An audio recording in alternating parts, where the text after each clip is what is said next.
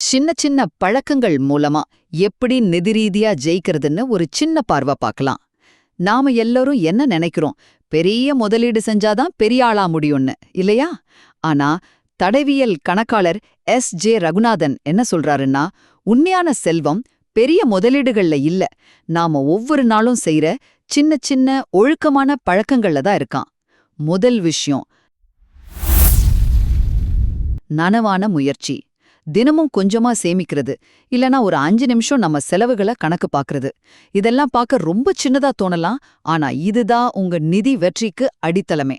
இது ஏதோ புத்தாண்டு சபதம் மாதிரி ஆரம்பத்துல மட்டும் இருந்தா பத்தாது, இத ஒரு பழக்கமா மாத்துறதுக்கு ஒரு தொடர்ச்சியான முயற்சி தேவை. ரெண்டாவதா, கூட்டு வட்டியோட சக்தி.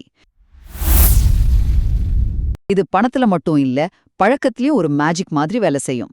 யோசிச்சு பாருங்க, மாசம் வெறும் 1000 ரூபாய் முதலீடு செஞ்சா 20 வருஷத்துல நீங்க போட்டது 2.5 லட்சம் ரூபாய் தான். ஆனா அது கிட்டத்தட்ட 10 லட்சமா வளர்ந்திருக்கும். அதே மாதிரி தான் சேமிப்புங்கிற ஒரு நல்ல பழக்கம், பட்ஜெட் போடுறது, முதலீட்டை பத்தி படிக்கிறதுன்னு மத்த நல்ல பழக்கங்களையும் கொண்டு வந்துடும். கடைசியா, இன்னைக்கே ஒரு சின்ன அடியை எடுத்து வைங்க. பெரிய நிதி பிரச்சனைகள் எங்கிருந்து ஆரம்பிக்குது தெரியுமா? சின்ன ஓட்ட தான் கப்பலை கவிழ்க்கும்னு சொல்ற மாதிரி சின்ன சின்ன ஒழுக்கமின்மையிலிருந்து தான். அதனால பெரிய மாற்றத்துக்காக காத்திருக்காதீங்க. இன்னைக்கு உங்களால என்ன முடியுமோ அதை செய்யுங்க. ஆரம்பிக்கிறது தான் ரொம்ப முக்கியம். ஆக உங்க நிதி பயணத்துல ஜெயிக்கிறதுக்கு பெரிய பாய்ச்சல்கள் தேவையில்லைங்க. விடாமுயற்சியோட நீங்க எடுத்து வைக்கிற சின்ன சின்ன தொடர்ச்சியான அடிகளே உண்மையான வெற்றியை உருவாக்கும்.